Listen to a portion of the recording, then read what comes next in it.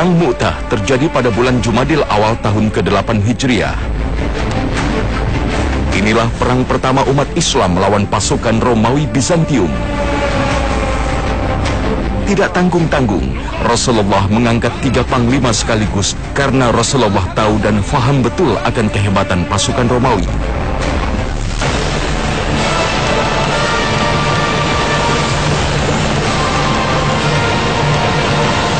Di perang ini, keimanan dan ketabahan pasukan muslimin benar-benar diuji. Betapa tidak, pasukan muslimin yang hanya berjumlah 3.000 orang harus berjibaku melawan 200.000 orang pasukan Romawi.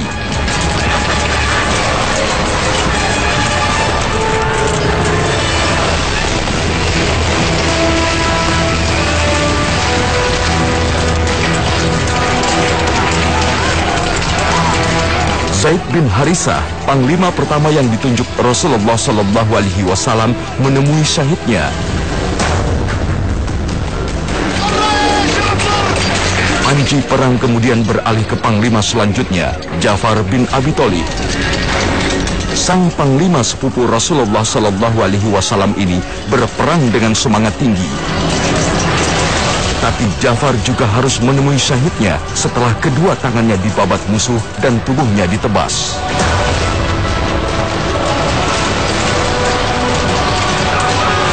Abdullah bin Rawaha segera mengambil alih.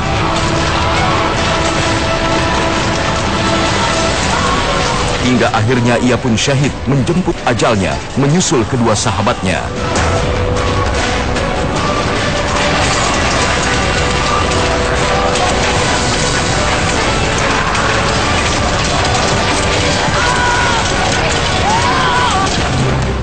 Maka Khalid bin Walid yang kala itu hanya seorang prajurit biasa segera berinisiatif mengambil alih pimpinan perang karena 3 panglima yang ditunjuk langsung Rasulullah SAW telah gugur.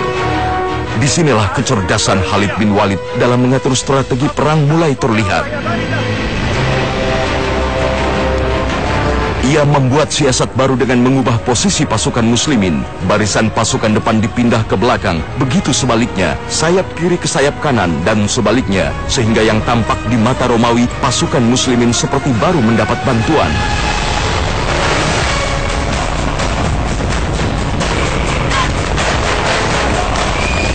Dalam perang ini, Khalid berperang habis-habisan hingga 9 pedang miliknya patah.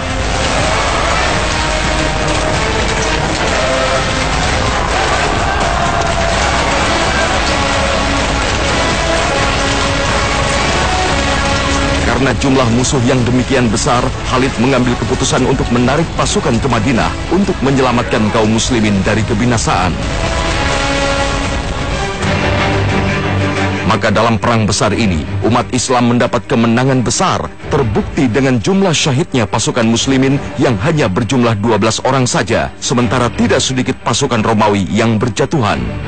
Dalam perang inilah kemudian Khalid bin Walid yang baru memeluk Islam mendapat gelar dari Rasulullah SAW sebagai pedang Allah yang terhunus. Sebutan ini terus melekat pada diri Khalid, namanya mulai dikenal oleh musuh-musuh Islam, termasuk Romawi.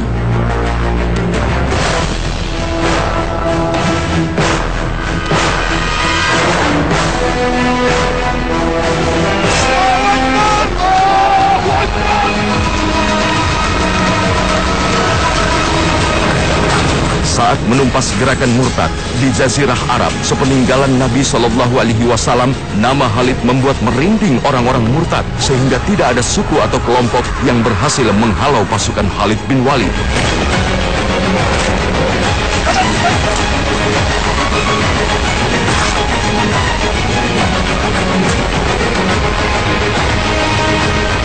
Melawan Persia di Irak pun, Khalid tak bisa ditundukkan dengan mudah. Bahkan kehebatannya memainkan pedang dan kecerdasannya membuat pasukan Persia tidak bisa berbuat banyak.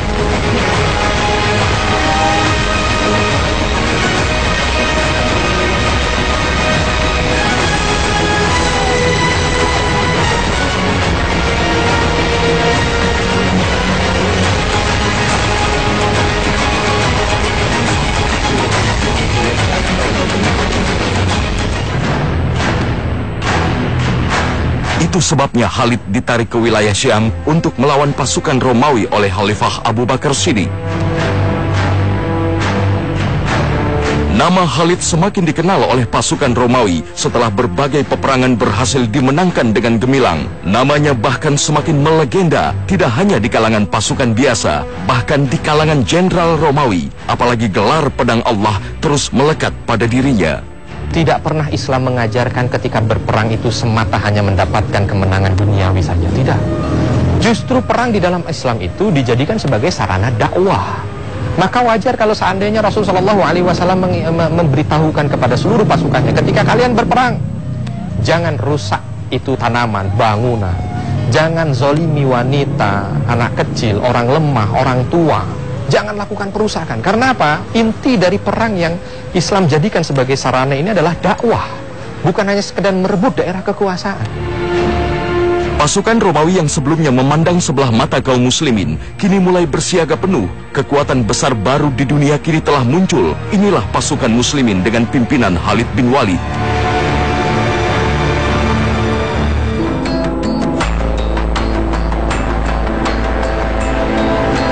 Kehebatan Khalid inilah yang terus berdengung di telinga seorang jenderal besar Romawi, Georgios Theodorus, atau lebih dikenal kaum muslimin dengan nama Jurja. Seorang jenderal besar, saudara Kaisar Romawi, Heraklius. Sosok jenderal yang hampir sama memiliki karir gemilang dalam berbagai medan perang. Seorang panglima perang yang gesit, disegani dan ditakuti lawan.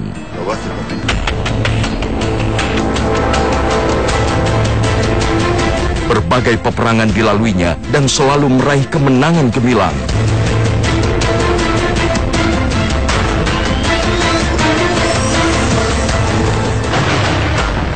Mendengar pergerakan pasukan Khalid bin Walid yang terus bergerak menaklukkan semua wilayah Romawi yang dilalui, Georgios mulai tertantang. Apalagi nama Khalid bin Walid yang selalu disebut-sebut di kalangan Romawi membuat dirinya semakin penasaran. Maka berhadapan dengan kaum muslimin menjadi momen yang dinanti-nanti oleh Georgios Theodorus. Sebagai jenderal yang masih kerabat dengan Kaisar Romawi, Georgios dengan mudah mendapat kepercayaan dari Kaisar untuk memimpin pasukan Romawi menghadapi kaum muslimin pimpinan Khalid bin Walid. لقد سار العرب إلى الشام يا تيودور. إن العرب أخفضوا من أن يجرؤوا على ذلك. Jenderal Georgios semakin bersemangat untuk mematahkan pergerakan pasukan Khalid setelah Kaisar sendiri menjanjikan hadiah besar, bahkan tahta Romawi, jika ia berhasil menumpas kaum muslimin pimpinan Khalid bin Walid. Disinilah kisah Georgios Theodorus mulai ditoreh dalam sejarah. لقد عينتك قائدا للجيش في فلسطين وعلى كل من اجتمع إليك وإني أرجو أن يكون سحقهم على يديك. لن أعود إلا وقد أتاك خبر طردهم وقتلهم عن آخرهم. إن كان هذا يا تيودور جعلتك في موكب مهيب بالقسطنطينية كموكب الأباطرة والناس يحيونك بالورود ووضعت على رأسك تاجا من الذهب وجعلتك ولي عهدي. لسوف أفعل يا أخي، لسوف أفعل. أمضي من فورك وليكن الرب معك.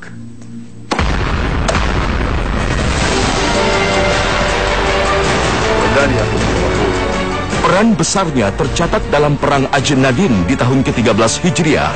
Maka bersama panglima lainnya, Georgios Theodorus mulai merencanakan taktik untuk menghadapi kaum muslimin. الجوع إنه الجوع أخرجهم. لقد جنوا بلا شك. لقد وعدت الإمبراطور هرقل باستئصالهم جميعا. لذا أطلب منكم إبادتهم وسحقهم. Maka saat tiba waktunya, berhadapanlah dua pasukan di hari pertama peperangan.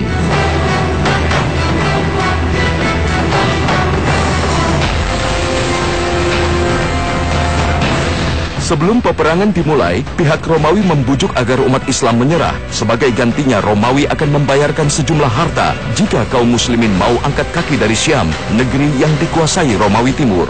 أن تعودوا إلى بلادكم التي جئتم منها وأن تأخذوا كل ما غنمتموه من الشام وتمضوا بسلام على ألا تعودوا لغزو الشام ثانية وهذا كما تلاحظون كرم كبير من الإمبراطور. وماذا تقولون؟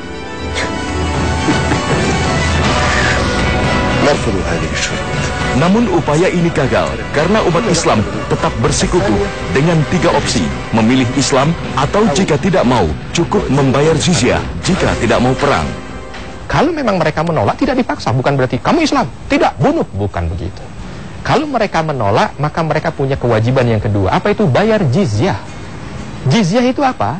Jizyah adalah pungutan yang diambil jauh lebih kecil dibanding pajak, yang fungsinya adalah untuk melindungi mereka. Karena mereka non-muslim harus dilindungi. Dari siapa? Dari kezoliman musuh-musuh yang ada di luar. Tidak ada sejarah mencatat dalam peperangan ada 3 kemungkinan kecuali Islam. Yang lain yang ada ketika peperangan tujuannya apa? Bumi hanguskan. Perang yang Rasul Shallallahu Alaihi Wasallam canangkan adalah membebaskan manusia dari penghambaan kepada selain Allah, kepada Allah Subhanahu Wa Taala. Peperangan akhirnya meletus. Pasukan muslimin yang telah disemangati Khalid berjuang hingga titik darah penghabisan.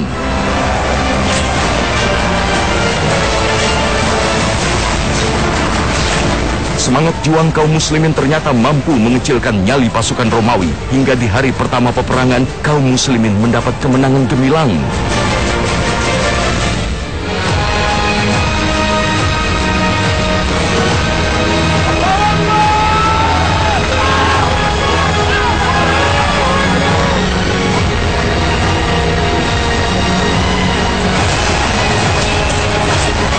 Maka peperangan Ajnadin selanjutnya, ia bertekad ingin menghabisi kaum muslimin.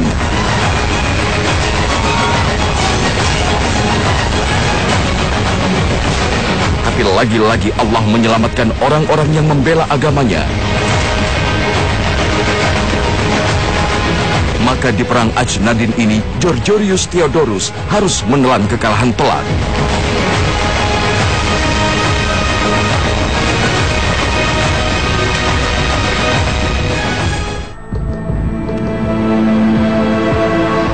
كل رموز قيادتك. Kekalahan ini membuat malu Kaisar yang marah besar atas kekalahan Georgius. Apa rahasia kehebatan kaum muslimin yang sebelumnya selalu ia pandang sebelah mata? Agama baru yang dianut kaum muslimin, inilah kuncinya. Apalagi kaum muslimin berperang untuk mendapat kemuliaan syahid. رحمك يا أخي. لست بأخنك. لو كنت تحفظ كرامة لأخيك كنت انتصرت في أجنادين أو مت في ساحة الوغى كريما. يا هاربا ذليلا يستجدي حياة لا تقبل بها الإماء. اغرب عن وجهي، لقد عصمت الإمام.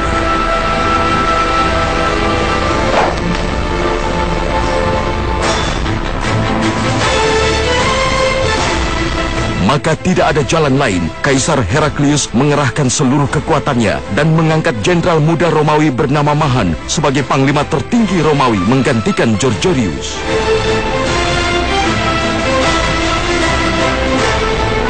Sementara Georgius sendiri memimpin sayap barat untuk menghadapi peperangan menentukan di medan Yarmuk. Waktu demi waktu berlalu, Georgius semakin fokus untuk menghentikan langkah Khalid bin Walid yang semakin melegenda di kalangan Romawi. Meski hanya memimpin salah satu sayap militer Romawi, Georgius bertekad menghentikan langkah sang legenda Khalid bin Walid.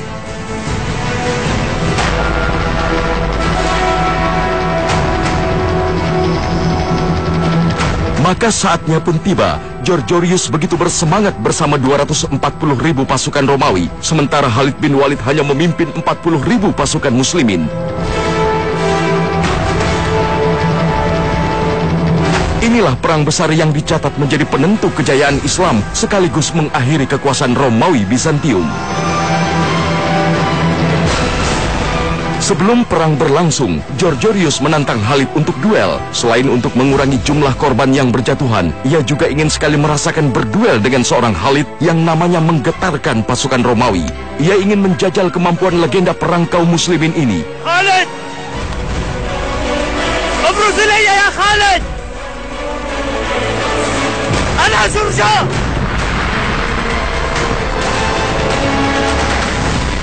kedua panglima besar maju ke tengah lapangan. Georgiorius menatap Khalid bin Walid sambil menyelidiki kehebatan pemimpin muslimin ini. Dalam hatinya ia bertanya, sebenarnya apa rahasia kehebatan Walid? Apakah karena mendapatkan pedang dari Allah sehingga mendapat julukan pedang Allah? Terdorong rasa penasaran, Georgiorius mendekati Khalid bin Walid dan bertanya, apakah benar pedang yang dimiliki Khalid berasal dari langit, diberikan Allah Subhanahu wa Ta'ala kepadanya? يا خالد أخبرني وأصدقني هل أنزل الله على نبيكم سيفا من السماء فأعطاك إياه فلا تسله على أحد إلا هزمته؟ لا. فبما سميت سيف الله إذن؟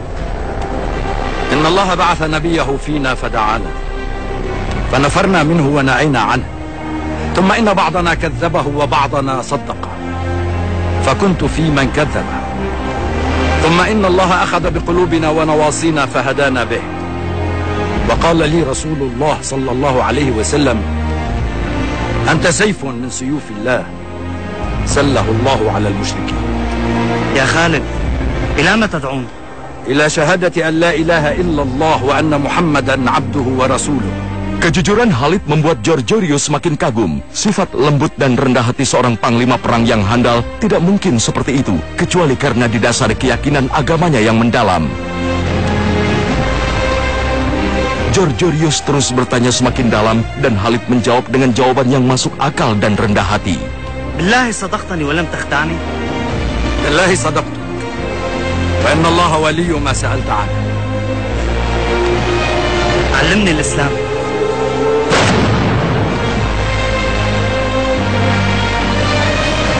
Hingga akhirnya, di luar dugaan Khalid bin Walid, Georgiorius tiba-tiba membuang senjata dan tamengnya, meminta pada Khalid untuk mengajarinya tentang Islam. Hidayah Islam mengetuk hati sang jenderal Romawi. Georgiorius kemudian dibawa masuk ke barisan pasukan muslimin untuk belajar Islam.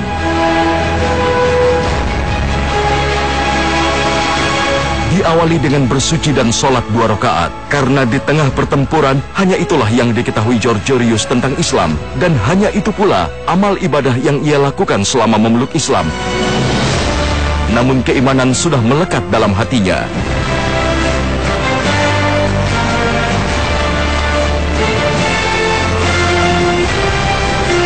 Georgiorius pun berganti pakaian dan bergabung dengan pasukan muslimin di bawah pimpinan Khalid bin Walid. Tentu saja tindakan yang ini membuat pasukan Romawi semakin kehilangan arah. Apalagi Georgiorius juga membocorkan strategi perang Romawi pada Khalid. Tentu saja keislamannya menyumbang peran besar bagi umat Islam di perang Yarmuk. مرحبا بك بيننا يا جرجة.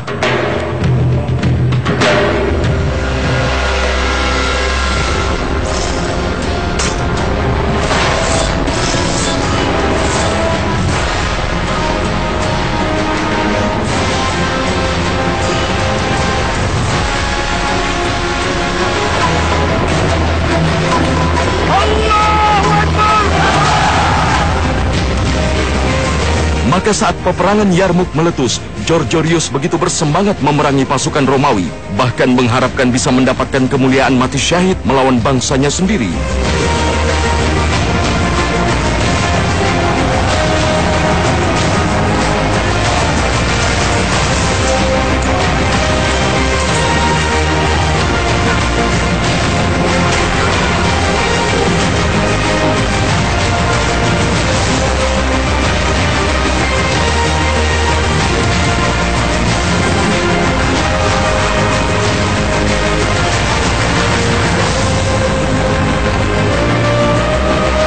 Georgiorius pun akhirnya berhasil mendapatkan kemuliaan yang dicita-citakan oleh semua pasukan muslimin. Ia gugur menemui syahidnya.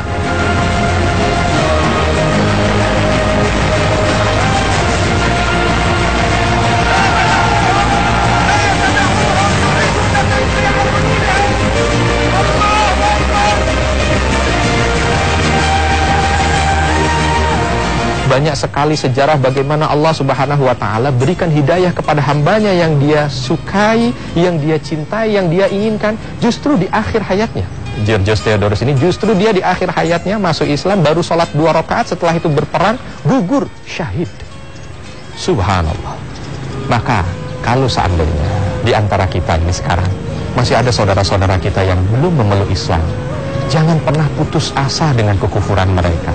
Khalid bin Walid ketika bertemu dengan Georgios itu pun tidak ada rasa benci dengan Georgios, tidak ada. Kalau benci, pasti ketika dia lengah langsung dibunuh. Tetapi Khalid bin Walid mengajarkan kepada kita, yang utama bukan hanya sekedar menjudge orang, tapi melihat kepada kita, sudah sejauh mana kita lakukan dakwah kepada mereka. Begitu juga dengan bagaimana kita belajar dari suri tauladan Nabi kita sallallahu alaihi wasallam. Beliau di akhir hayat pamannya tetap datang duduk di sisi pamannya sambil mengatakan, wahai pamanku, katakan la ilaha illallah. Dengan itu aku bisa menjadikan hujah di hadapan Allah. Tidak pernah putus asa. Maka pelajaran berharga, siapapun kalau seandainya dia belum mendapatkan hidayah dari Allah untuk bisa memeluk Islam, jangan jauhi mereka, dekati mereka, dakwahi dengan baik. Insya Allah dengan perantara kita Allah berikan.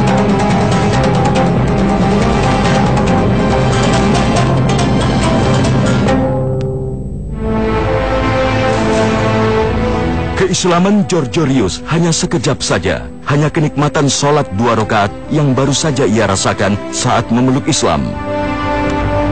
Georgios belum memiliki ibadah lainnya seperti sahabat-sahabat Rasulullah yang telah banyak berjuang. Namun, akhir hayatnya menjadi jawaban atas kemuliaan hidup Georgios Theodorus. Itulah rahasia hidayah.